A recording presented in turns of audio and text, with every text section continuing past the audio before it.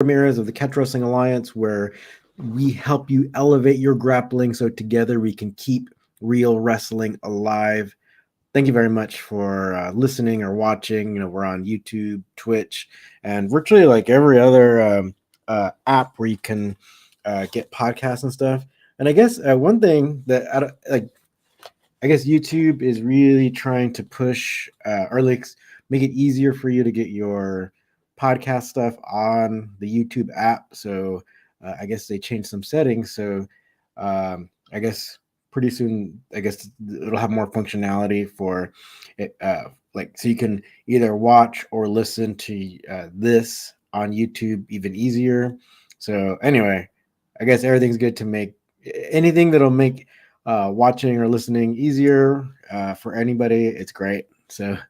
Um, so I guess that's one of the things that we got going for us, right? But there's no real news to report about like our classes and stuff. But if you're in the LA area, you want to come train, we're at Fight Science MMA. Definitely every Thursday night at 8:30 p.m. It's in Mid City, so that's the part of Los Angeles that's right in the middle. It's near the freeway and near the 10 freeway. So it's like the major freeway that runs through our fair city. So we're always there. Our UCLA classes are going to go on break because they're ending their winter quarter, so they're going to go on spring break. But then we'll be back for spring. So yeah, if you're a UCLA student or if you have access to the gym at UCLA, the John Wooden Center, then feel free to come through. So this is pretty much all that's going on at the moment. Maybe we might have some cool things coming up soon, but nothing's been confirmed. So I guess once things become more confirmed, then I'll let you know about it. Okay. But with that being said, let's go and talk about the great Farmer Burns. Actually, he has a lot of great advice. He was an athlete. He stayed, his body stayed very healthy for, many, many years. And I think there's a lot that you can learn from him. Or at least I think it's good to kind of like check out his advice and then see what kind of works for you. And so then today we're going to be talking about his advice for training. So he calls it the rules of the game, but this doesn't mean the rules of catch wrestling. It actually means like the rules of like the wrestling game, or basically like the training, like what goes into training for wrestling. Right. So I guess without further ado, let's go ahead and get to it, because this comes from not that other book that I often would show, where it was called like The Life and Times of Farmer Burns. This is actually just from his I don't know if you can see on the screen here, The Lessons in Wrestling and Physical Culture. So this book is a collection of his almost like his mail order training course. So almost like today how we have a lot of like online courses and stuff, just like say even we do here with the Catch Wrestling Alliance. We have the CWA Academy through our website for those of you who can't be here in LA. Farmer Burns did that too, right? So but at that time they didn't have all our websites and stuff. So he taught people through mail order, but he had a lot of good advice there. And so let's go and talk about this. This is actually right from the beginning of his training here. My cat's going crazy. He's not too crazy, but I think he just wants attention right now. All right. So this actually comes from the beginning of his courses. And I might as well just read you the beginning part. And then he lists off like the 5 things that he considers like the rules of the game, right? So the first lessons are simple. The instructions in the first lessons are very simple. They consist chiefly of teaching the beginners the positions and names of certain holds commonly used in wrestling contests. Mr. Burns does not wish the students to engage in severe contests before they've had time to do the preliminary work necessary to fit the muscles of the body for the strains and twisting that must accompany wrestling if it has any life and ginger in it at all. There is no shortcut. Actually, so that's like the preliminary paragraph, but this is when it starts to get more like applicable for the average athlete, right? There's no shortcut. Right? There's no shortcut to strong muscles and skill in wrestling. Certain students will allow their ambition to outweigh their judgment, and as a result, they will become sore in the muscles and lose their keen desire to reach the top. Right? Do not try to show every hold you learn to your friends and try them out on every occasion. The long practice is necessary in mastering a good wrestling hold. And if you think you can use these holds as soon as you learn them, you are likely destined to disappointment and defeat. Right? But if you take time, right, and that nature requires, do you work well and thorough? There's some misspellings in here. So, do your work well and thoroughly. You are going to find yourself skilled in holds, feints, defenses, and your knowledge of the science of wrestling. Right. So you will be able to handle with ease big and powerful men who have only their native strength without trained brain and muscles. It's a wonderful thing to be able to do this, yet it's within the possibility of every man who will follow the rules of the game, right? So he believes virtually anybody can become great or become a great wrestler, or at least it sounds like he believes that everyone can become a great wrestler. Um, so regardless of the or whatever, um, so just as long as you follow the rules of the game, right? So, what are those? Right. But before we get to it, let's go ahead and let's go and talk about what he just said, though, right? So, he's going to show you a bunch of things, right? But like especially like some of the holds, right? Some of the wrestling holds. But he doesn't want you to like just think by learning them one time, right? You got it, right? You mastered it, right? That's just never how things work, right? It never works that way. You gotta put the time in to understand like how to use things. Like so, we often talk about like the double wrist lock, right? I think sometimes people, like especially like say maybe jujitsu people, they try to say that catch wrestling, they'll try to hang on to that double wrist lock and not understand how position over submission works or whatever things they say. But again, once you understand like the double wrist lock as a wrestling hold that can help you gain control over the person's body, and it's a lot of times these are holds that help you to get pins, right? And then people tend to submit to them or like they'll tap out because of these holds and stuff. So if you don't understand how they work or how you can make them work in a match, then you're not going to be able to win, and especially you're not gonna become a master if you don't put the time in. And that's basically what he says. If you don't put that time in, right? If you think you can use these holds as soon as you learn them, you're likely destined to disappointment and defeat, right? But take the time that nature requires, right? The other thing that people have to know is that there's no shortcut. So totally agree in that. You gotta because he says that there's no shortcut to strong muscles and skill in wrestling. So he believes in doing both, right? So you're doing the wrestling and then you're doing later, we'll talk about it, but I think even in other times when I've talked about Farmer Burns and in his other books, he's really big on the strength and conditioning aspect, right? So we'll get into that. So, but that's also why he says, that's why he puts the two things here, right? There's no shortcut to strong muscles and skill in wrestling, right? So he thinks of those as two separate things, but they both help in your wrestling. They help you to become a more complete athlete and a just a better wrestler overall, right? So let's go ahead and get to the 5 rules here, right?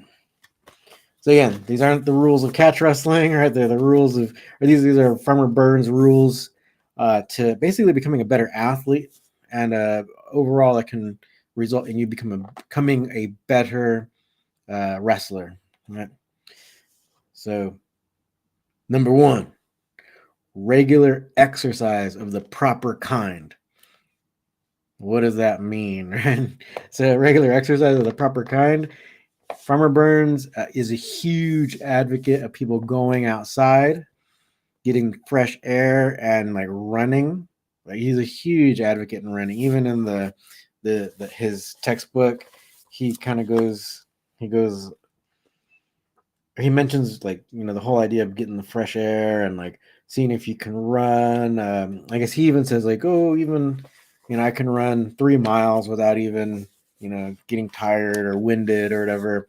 But he always recommends people to start off slow. So if you can, if you want to, right, he really recommends like the running, and then the other strength and conditioning things like like the weights and other things like that. Like he'll kind of go over different exercises that you can do with weights, without weights. So that's kind of what he mentions, like regular exercise of the proper kind. Right. Okay. Number 2, a study of the science of wrestling. Right. So what is that? Right. So it's basically the idea of the principles of wrestling. So the whole idea of getting someone from standing, right, trying to get control of their body, and then getting them pinned, right, getting them onto their back, right, and all the different ways to do it, understanding all the different, say, like the different takedowns, the different wrestling holds, how they work. We are kind of talking about it like a few minutes ago, where we mentioned the double wrist lock, where you can, even if you get it standing or you're both standing, you get someone into the double wrist lock, there's all different ways to for them to counter you and for you to counter their counter and see if you can't get them onto their back. And you can like also get a submission from there, not just a pin, like from using that wrestling hold. Right? Number 3, proper diet, simple food and not too much. Yeah, he's kind of big into not eating too much, right? So when you eat, kind of keep the portions like smaller. Like he gives an example of like maybe eating an egg and with toast in the morning or stuff like that. But the main thing is that like not portion size, right? That's kind of what he's all about, and like kind of eating more. I guess like since he's like a farmer, he'll even talk about that where it's like it like he even thinks. Let me see if it's mentioned later.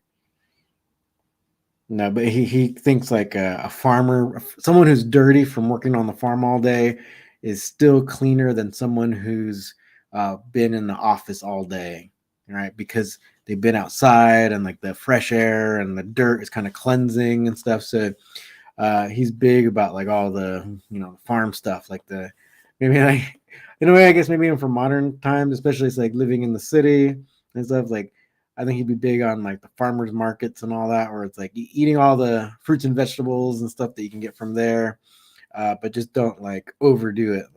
Like don't pig out all the time. Okay, number 4, abundance of fresh air. So he often mentions it. He actually mentions it more. I remember it in his book, The Life and Times of Farmer Burns, where he thinks you just spend like hours and hours outside. If you can, I think he one time said or wrote, if you could spend like 3 hours a day outside, just even walking. He even recommended that, like, if you have a job in the city, like if you could just walk to work, like even if it's several miles away, if it takes you a long time to walk, just do it. That's kind of his perspective or his point of view. Is like he really is a big believer in like being outside. If you can get fresh air, the freshest, he's really a big believer in like nature doing a body good. But there are some there are some like research studies showing, like just overall mental well-being. If you go to the forest and all that. So, and also even if you go to the beach, like there's research on how like the waves crashing, has an effect on us psychologically that's soothing. So he's a big advocate of just going outside. Okay, so next one, number 5. Let's see. Yep, number 5. No liquors, tobacco, or cigarettes. Um, well, like, so I don't know if it's in your culture or whatever. Like, if people around you drink a lot, but I guess Farmer Burns wasn't a big fan or cigarettes. I know it's kind of a big thing in some jiu-jitsu communities to smoke weed a lot, but I don't know what Farmer Burns thought about that. I'm sure he probably wouldn't want you to smoke weed either. Um, so that's just from him. That's his advice. And then the last one, number 6, training of mind and muscle to extreme speed. Right. So what does training of mind and muscle to extreme speed even mean? He doesn't really talk about like you got to be as fast or you got to be the fastest in order to win your wrestling match. I'll talk about that in just a minute, right? But let's go ahead and talk about the first thing he said: training of mind, right? Mind and muscle. It's really similar to Tom Connors. I think it's probably a year ago since I did like a podcast about Tom Connors' book, but he also mentions like the mind, right, or being like the gameness, right? So if you can train your mind not necessarily to never have fear or never be scared of competing, but in order to maybe like change the perspective so that you are like willing, or maybe you think of it as a challenge or even yeah, like so you could so those of you who've seen like Dragon Ball, which is like most of the world, right? At least most guys, I guess, right? So the main character Goku just wants to test himself against the best in the universe, right? So that kind of idea where it's like you're not thinking of a wrestling match as like the end of the world if you lose, but it's just you can think of it as a test of how you are that day, right? uh, what your physical fitness level is that day, what your like what you're thinking, like your ability to react to a situation, how it is that day, right? So don't let a loss or don't let the thoughts of losing just devastate you. You got to kind of think of this as a challenge. Think of it as how yeah, a test of how you are that day, right? So the next part of that sentence was muscle, right? So training the mind and the muscle. So not just doing wrestling over and over again, because any sport that has specific movements or specific things that you're doing can create like muscle imbalances, can create some like strength in one way, and it can lead to like developing injuries and stuff like that. Like you see it a lot, like in sports where people have to run a lot, like say like soccer and football and stuff, where they get like hamstring injuries and all that. So you all these athletes need to be doing like the strength and conditioning stuff to protect their bodies and to help prevent them from getting injured easily, right? Um, and then the last part of the sentence was training everything to extreme speed, right? Ultimately, yeah, he does say like if you can do the moves quickly, right, that can give you an advantage. Like if you're just like very fast in your movements. But he also talks about in his other book where he talks about the speed of wrestling, right? So what is truly the speed of wrestling? It's not necessarily how fast you wrestle or how fast you scramble or whatever. Um, Usually the speed or what makes you fast is usually your understanding of the movement, the situational awareness so that you know when to apply a technique, right? And your follow through, right? So if you're like actually one quote that I remember from the legendary wrestler Billy Riley, right? So who coached like all the like Roy Wood, and a lot of people really love Billy Robinson, right? So Riley was the coach of all these people, and one of the things he said was that if you're in a wrestling match and then you see that you can do a move, then it's already too late to do that move, right? So a lot of it has to be where it's like you're training, you're learning the techniques, you've you've worked on your body so that it is able to do the techniques. So then now you got to have these different aspects of the mental game, physical game, and then the understanding of the techniques and wrestling. So then you can apply it when it needs to be done, and you can follow through with the technique at the proper time, and that's what makes you extra fast, right? Extreme speed, right? He often, actually, Farmer Burns, going back to Farmer Burns, he calls this being on time, right? So he's all about like time and understanding the all the different things that go into being on time, right? So he'll talk about this in his mail order teaching, but then he also talks about it in his life work book. Um, that whole thing where it's like all of these aspects culminate, or like they all come together. And when you understand everything and you're able to apply the techniques, then not only are you on time, but it seems like you're really fast, right? So because you're able to just see the opening for a certain technique and you don't hesitate, you just react in the more proper way, and then you can like get on top of the opponent. Um, and you can apply this also to like whatever sport you're doing, or even if you do no-gi jiu-jitsu or whatever, same idea. You can get your submission holds or whatever. Um, it's just kind of like the ideas that you want to apply, right? So might as well do a little recap here, right? So what are the 6 rules of the game that Farmer Burns wants you to follow? Right, regular exercise of the proper kind, right? So just think strength and conditioning, study of the science of wrestling, so understand the different techniques, how they work, right? Training those things, right? So sparring, all that. Proper diet, and he says simple food and not too much, right? So I'm sure he probably would hate a lot of the processed food that's around nowadays. Um, then abundance of fresh air, right? He loves for people to be outside, walking. If you can walk or run, he's a big advocate of running. Um, just his advice is to be outside as much as you can. Next thing, no liquor, tobacco, or cigarettes. Kind of self-explanatory.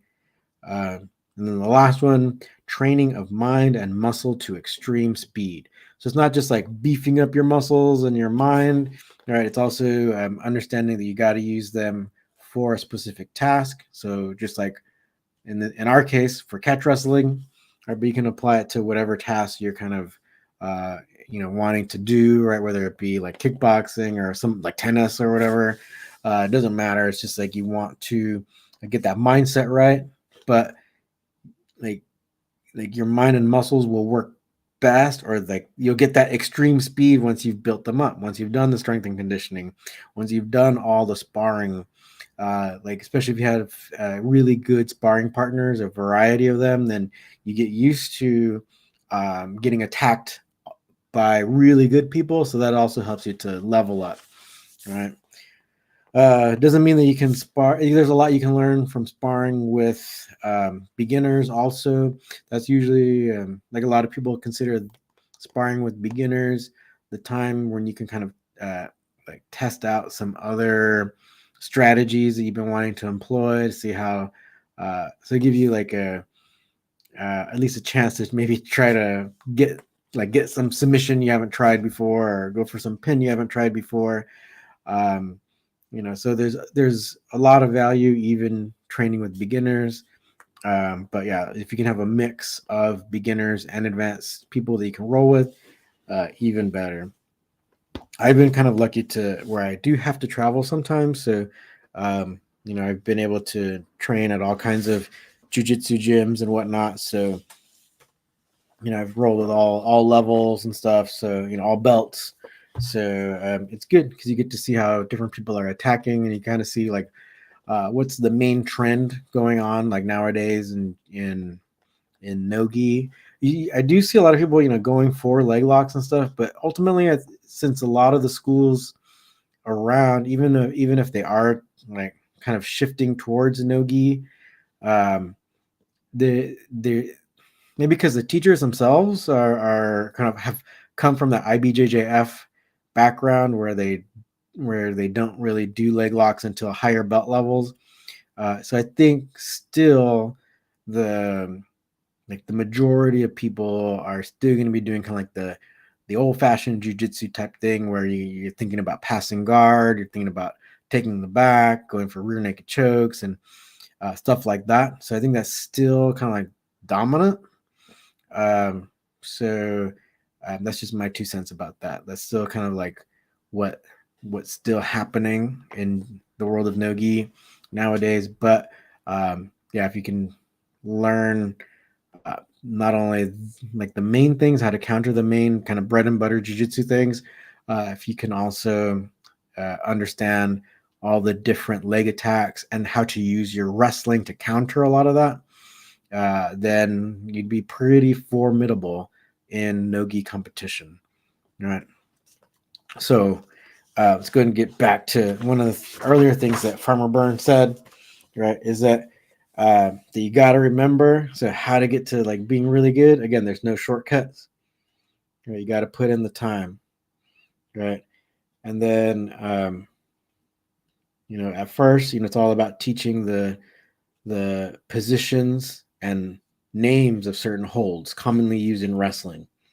Right. So yeah, you got to start off with the whole strength and conditioning and some fundamental catch wrestling or wrestling holds. So like some takedowns, some positions, like sometimes we call it referee's position in the United States. Um, how to use all these different counters, all these different fundamental aspects. So kind of like in our what you can learn in our CWA Academy on our website. We have 2 fundamentals courses on there where it's like the fundamentals of takedowns or like stand-up takedowns, like, and then when you're on the mat, like the mat wrestling. So that's kind of what Farmer Burns is talking about here. So you got to start somewhere, but you got to make sure you take the time, put in the effort, put in the training time, put in the rolling time or the wrestling time, and then take care of your body, right? So with good foods and nutritious foods, and get outside, don't drink, don't smoke. And that's kind of the gist of what he's talking about. But it seemed to be very successful for him. He trained a lot of really famous, like high quality wrestlers. His lineage still lives on today, right? With our buddy over on the East Coast, John Strickland, in American Hook Wrestling. Um,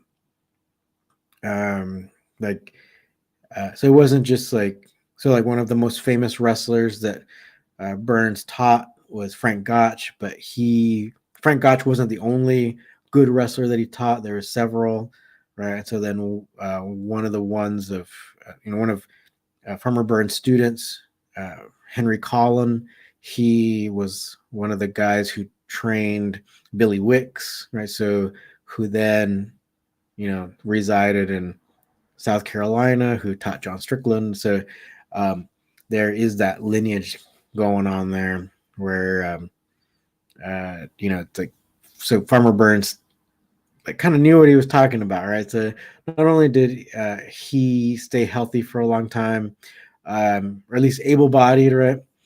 He also trained a lot of people who are successful. And so speaking about longevity, one of his students, speaking of Henry Collin, there's news articles where they asked him, like, I guess he was around like 37 or 38, and like in the interview they were asking him like how does he beat the young guys in wrestling matches since he's the older guy.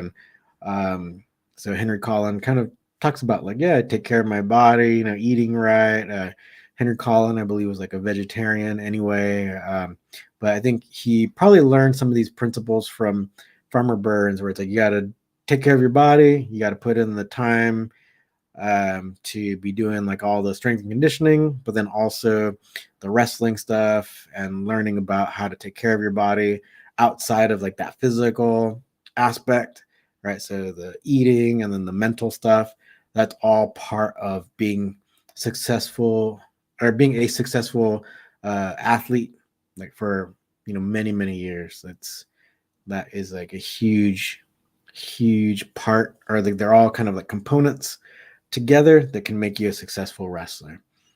All right. So hopefully that kind of gives you an idea of maybe how you can tweak your training regimen. The psychological aspect is like super huge. We didn't necessarily talk about that as much as like the strength and conditioning, diet stuff that Farmer Burns mentioned, but the whole thing about mind is like it is like one of the biggest aspects, right, of training, because quite often you don't lose to somebody else, you basically lose to yourself, where you might not feel confident, and so then you automatically lose, or you go into a bout thinking like, oh, I lost because the other person is like popular or whatever. um, so try not to think that way. Just try to understand or learn as much as you can with regards to how to take care of your body, how to do wrestling, and rely on those aspects, and then see if you can go into your next match calm as possible and focused as possible, and see if you don't win, see if you don't get an upset, right, of whoever else, whoever famous wrestler or grappler you might go up against. So I really want to wish everyone luck, because I know a bunch of different people who listen, they they're competitors too. So good luck in your endeavors, right, in your upcoming competitions.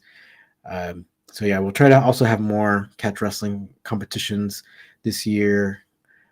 So let's kind of keep that ball rolling.